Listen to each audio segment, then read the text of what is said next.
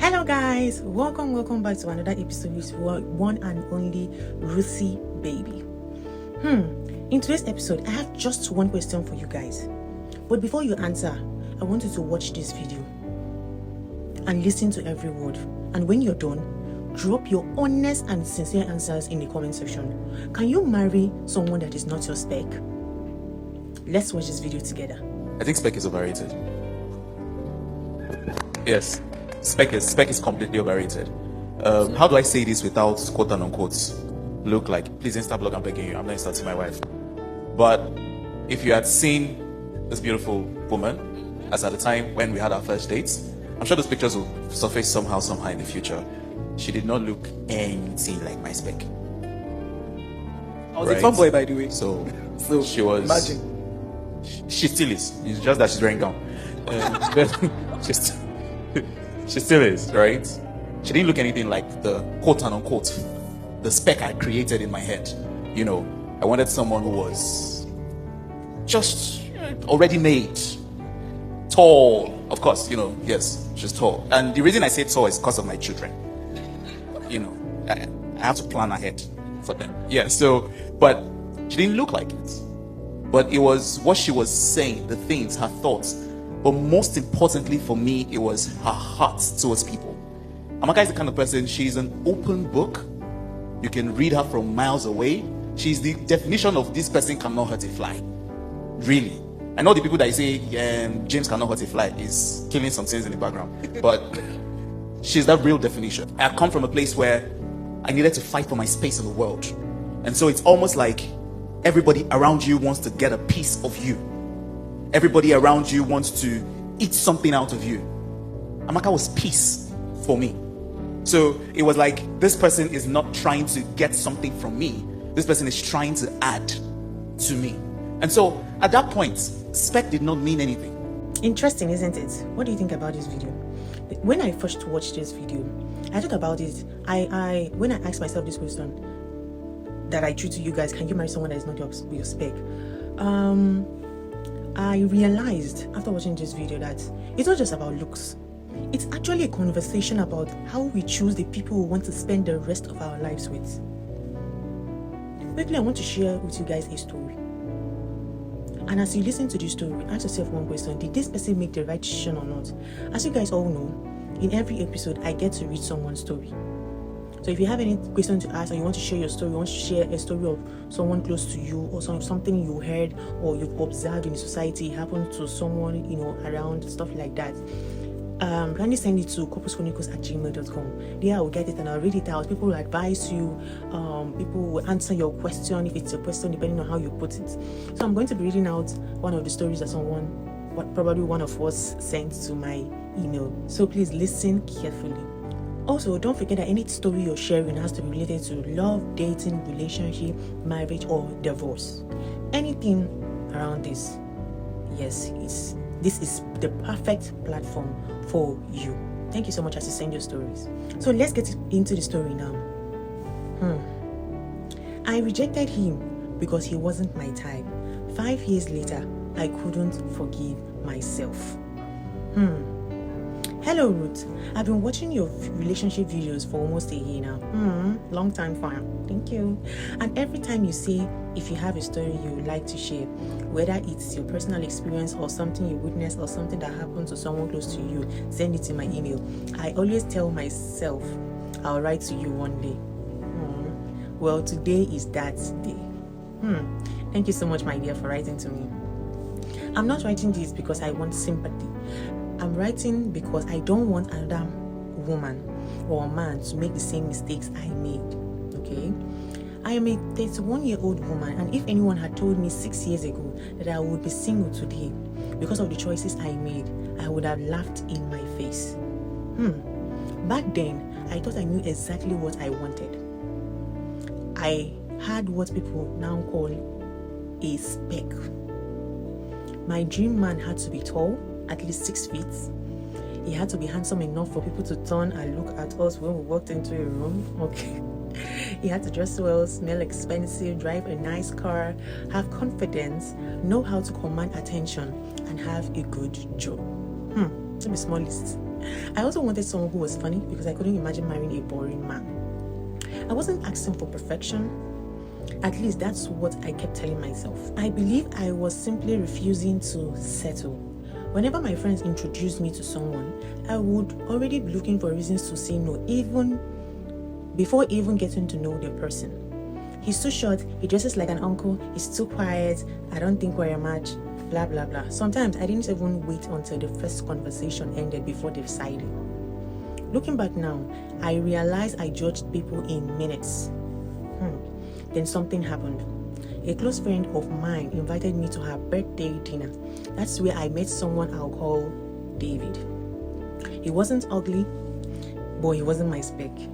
He was average looking, he wasn't loud, he wasn't trying to impress anyone, while every other man at the party was busy making jokes, taking selfies, and trying to get everyone's attention. David spent most of the evening helping the restaurant staff carry extra chairs because more guests arrived than expected. I actually noticed him, but not in a romantic way.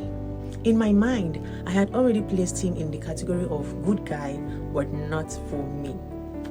Towards the end of the evening, we walked for about 20 minutes. The conversation was effortless. For the first time in a long time, I met someone who actually listened instead of waiting for his turn to speak. When I mentioned that my mother had been sick for months, he didn't immediately change the topic. He asked questions. He remembered details. He even followed up a week later through my friend to ask how she was doing. I won't lie, that touched me. But attraction, I didn't feel it. Or maybe I didn't allow myself to. A month later, he asked if we could get to know each other better. I thanked him politely and told him I wasn't interested. I even added the famous line many of us use. I think you're a wonderful person, you're just not my type. He smiled. He didn't argue. He simply said, I understand. I hope you find what you're looking for. That was it. No pressure, no insults, no begging. Life moved on. Or so I thought. Over the next 4 years, I dated exactly the kind of men I had always dreamt of. The first one was incredibly handsome. Women admired him everywhere we went. I felt proud walking beside him until I discovered he had 3 other girlfriends. The second was successful and wealthy. He spoiled me with gifts. Then one day, he casually told me that marriage wasn't something he believed in. The third looked perfect on paper. Our families loved him. My friends couldn't stop talking about how lucky I was. Then I found out he had been lying about almost everything. His finances, his business, even his age. Each breakup left me more exhausted than the previous one. After the third breakup, I stopped dating for almost a year. One afternoon, while scrolling through social media, I saw wedding pictures. Guess whose wedding it was? David. Of course I can guess. I froze. Not because I wanted him back. At least that's what I told myself. His wife wasn't a model. She wasn't flashy. The pictures weren't extravagant. But there was something about the way he looked at her that stayed with me. He looked peaceful. Months passed. Then one Saturday, I ran into them at a supermarket. He recognized me immediately. He smiled exactly the way he used to. There was no awkwardness, no bitterness. He introduced me to his wife. She was warm, very warm actually. Within 5 minutes, she made me feel like we'd known each other for years. Then something happened that completely broke me. While we were talking, their little daughter accidentally dropped a bottle of juice. It burst on the floor. Before anyone could react, David knelt down. He hugged the little girl. He said, "It's okay, sweetheart. Accidents happen." Not once did he shout. Not once did he embarrass her. His wife looked at him and smiled, the kind of smile that only comes from years of trust. I stood there watching them. Not their clothes, not their experience, their peace. As I drove home that day, I cried harder than I had cried after any breakup. Not because I wanted David, but because I suddenly understood what I had spent years chasing. I had spent years looking for butterflies. when I should be paying attention to character. A few weeks later, I met my friend, the same one who introduced us years earlier. She asked me something I'll never forget. She said, "Can I ask you something honestly?" I nodded. She said, "If David had looked exactly like your dream man 6 years ago, would you have rejected him?" I answered immediately, "No." She smiled sadly, then she said, "So you didn't reject the man, you rejected the package he came in." That sentence haunted me for weeks, for months, even now. Please don't misunderstand me. I'm not saying physical attraction doesn't matter. It does, very much. No one should marry someone they feel absolutely nothing for. But I've also learned that attraction is sometimes louder than wisdom. Sometimes what excites us isn't what sustains a marriage. Sometimes peace doesn't arrive wearing the clothes we imagined. Sometimes the person with the loudest entrance isn't the person who will stay when life gets difficult. Today, I'm dating someone, and this time I promised myself something.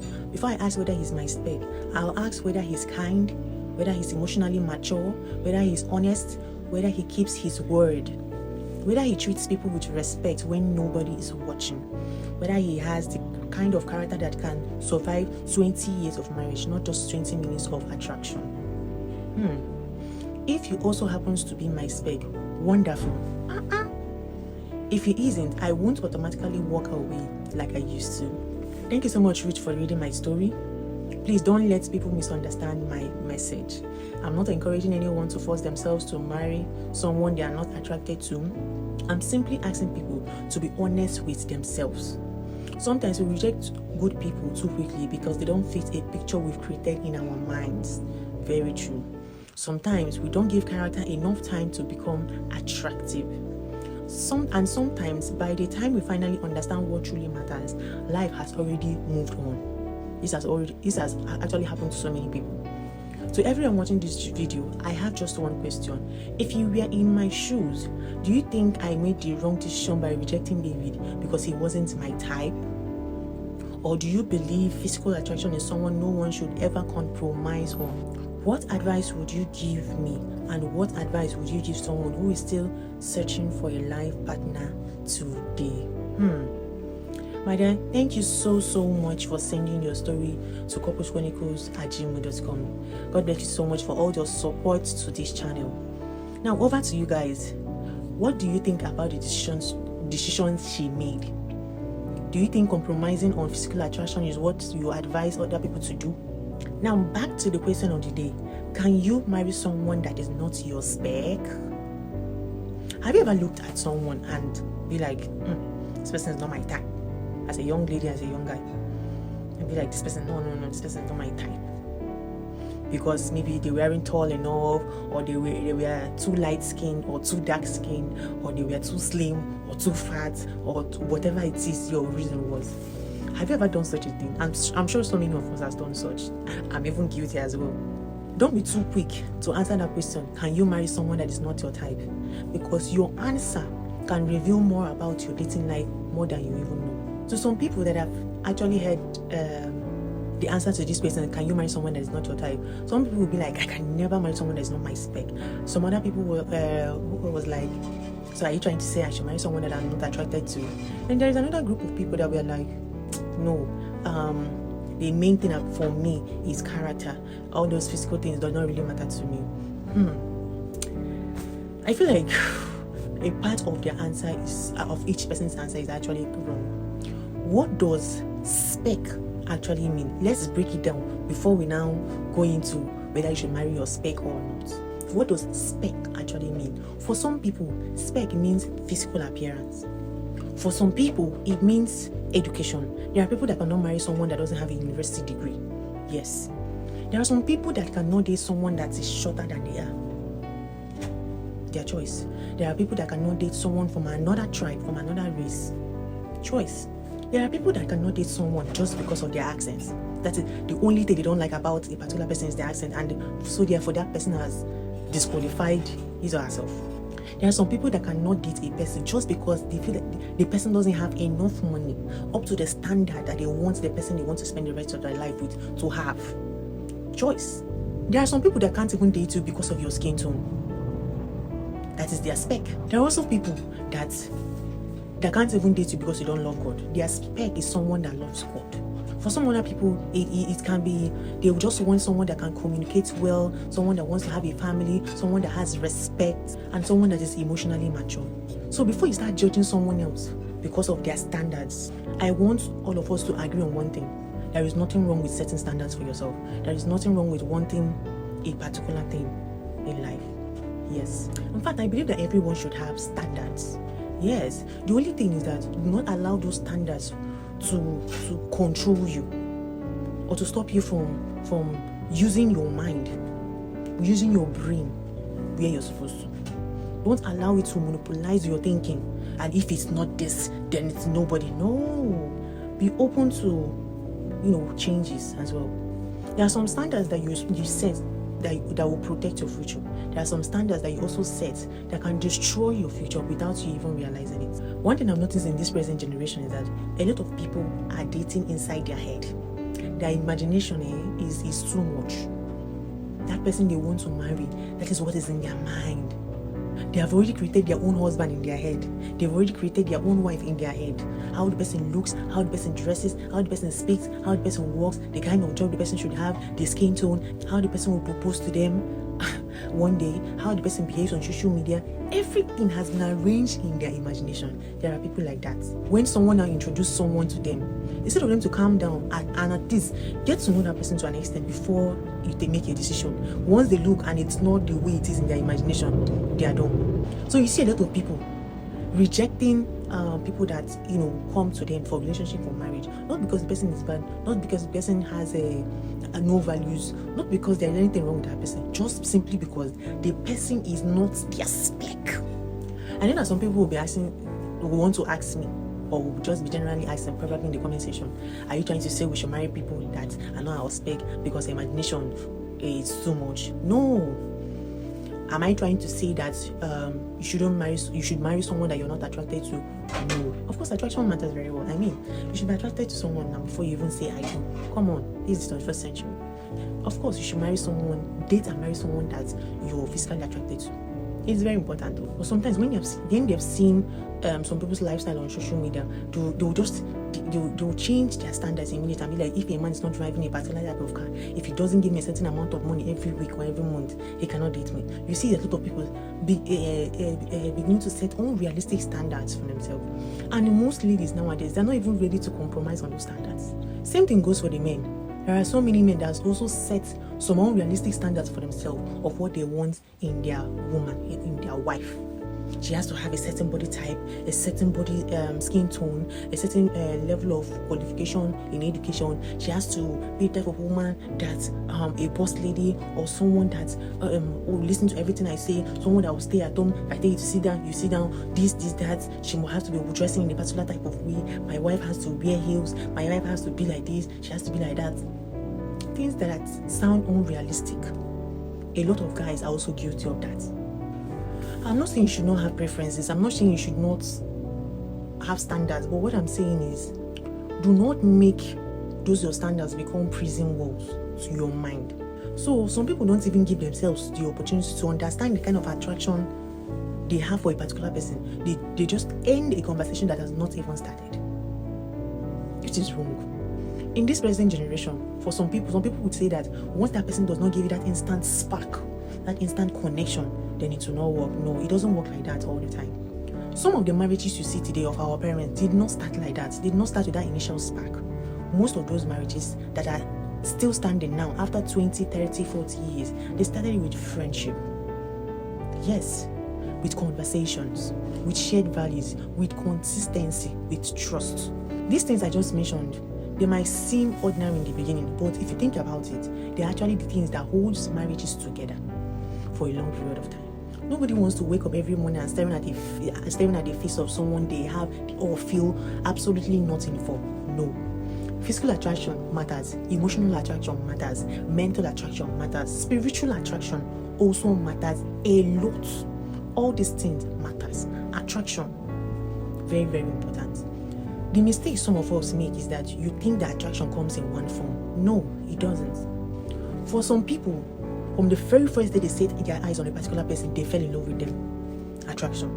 For some people, they have been seeing this person, but they not really that kind of thing no even cross their mind. That relationship thing no cross their mind. But they know this person. They have been seeing the person maybe at work or in church, or they've probably been talking with this person. But after a while, after some years or months, as the case may be, of observing this person, their character, the way they carry themselves, the way they treat other people, the way they give, the way they serve, how beautiful, the way they dress, that is when the attraction started building up. After they got to know the person, that one is another form of attraction. So many relationships fail to have the important conversations, like how to handle conflict, what are your plans for the future, do you want to have children, do you want to settle down, all those kind of things. They're important, but they're just busy talking about love. I'm not saying that all those things are not important, but sometimes when a relationship starts with that initial spark, that immediate spark, that first time love, first time you see the person you're already in love, they're usually busy just discussing love and all those things. They don't usually go into details. But if you take your time and go through the friendship stage, this is usually the time when most people have those deep and important conversations. That is why it's very important. Feelings are very important, but those feelings, those mere feelings, they cannot just carry you through the important or difficult stages of marriage, phases of marriage, through the times of financial crisis, disappointment, raising children, career pressure, all those things. They're part of life as a married person. So you need to prepare yourself for that phase. Don't be busy filling your minds and conversations with mere infatuation when there are more important things to talk about. Conversation about spec is much deeper than appearance. So sometimes what we call spec is simply preference, and having a preference, personal preference, is very much okay. Sometimes some people idolize that their spec. Do not allow that thing you want in a partner to now make you not even give people the chance to recognize the right person when they are standing right in front of you. How many people have changed what they want in a person just because of a lot of things that they have heard on social media? A lot of people had open minds, especially the ladies, had open minds of, if I see a good, God-fearing man that is comfortable, well-to-do, and everything, that is respectful and homely and all those things, I can settle with him. But sometimes when they've seen some people's lifestyle on social media, they'll change their standards immediately and be like, if a man is not driving a particular type of car, if he doesn't give me a certain amount of money every week or every month, he cannot date me. I believe that as you mature in age, your spec should also adjust. That is, those standards of yours should also change. Not towards being more unrealistic, no, but being something more understandable. For example, you as a lady, you're 22 years old, you have a spec, you have your standards. Do you know that as you advance in age, your standards should or can change?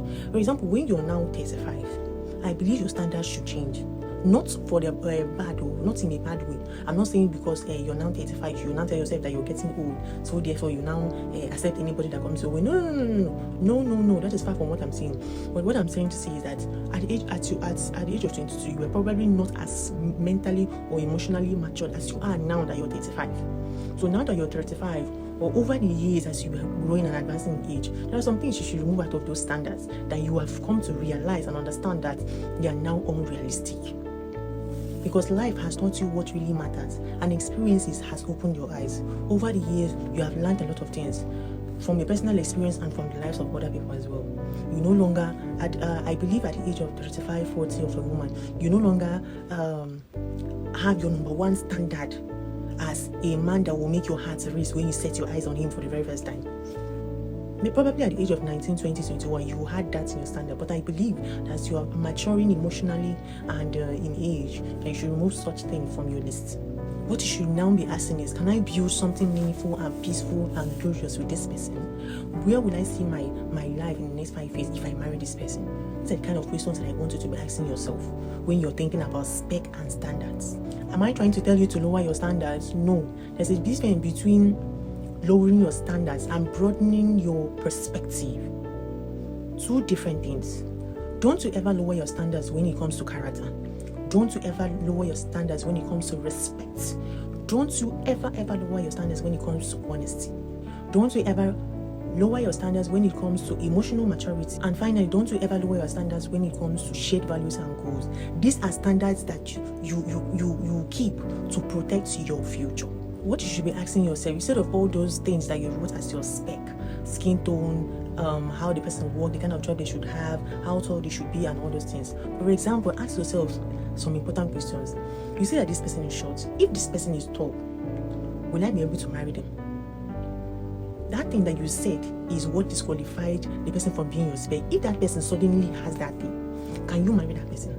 If that lady that you said she's dark in complexion, that you want someone that's light skinned, if she becomes light skinned, can you marry her? Can you marry every other thing about her? Is it the light skin that you want to eat every day? That's not what the main thing you're getting married to. You're getting married to the person.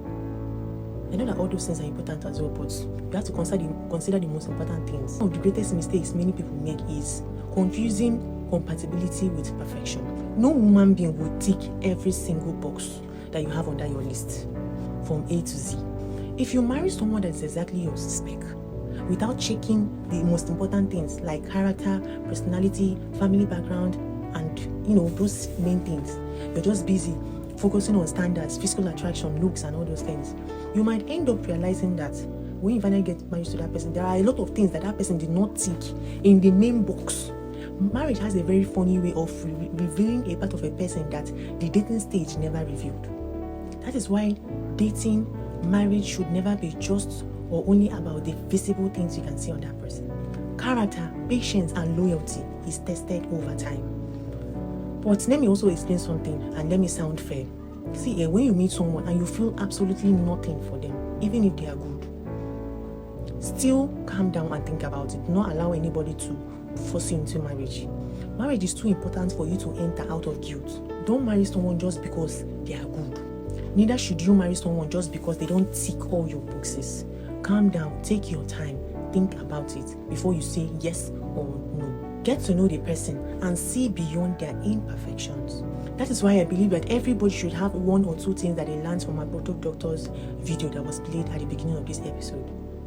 Because everybody needs to sit down and actually ask themselves, can you marry someone that is not your spec? That one question can change your approach towards love and relationship. That is all for today's episode. I would really love to hear from you guys. Seriously speaking, can you marry someone that is not your spec? Drop your answers in the comment section. Let's have a little bit of conversation there. Let's see what you guys think. Not just your answer, but also your reason. Let's see why you say, yes, I can marry someone that's not my spec. Or no, I can never marry someone that's not my spec. Whatever your answer may be, together with your reason, just drop it in the comment section. So that is all for today's episode. Thank you so much for watching my episode today. Thank you so much for watching my video today. Thanks so much for listening. And to all those that are waiting, you want to send your story but you're still hesitating, don't worry, this is a safe space for everyone. Your identity will be kept safe and anonymous. Nobody's going to reveal anything here. So if you want to send your story, you want some people to advise you on a decision you're about to make about love, dating, relationship, marriage, and divorce, kindly send it to coupleschronicles@gmail.com. To all those that have been sending, thank you so much. To all those that have been subscribing to this feed, to my channel, to liking, commenting, sharing, thank you so much for all your love and support towards this channel. I sincerely appreciate you guys. So that is all for today's episode. Thank you so much for watching my videos. See you guys on another episode, on another very interesting episode with Rucybaby. Bye.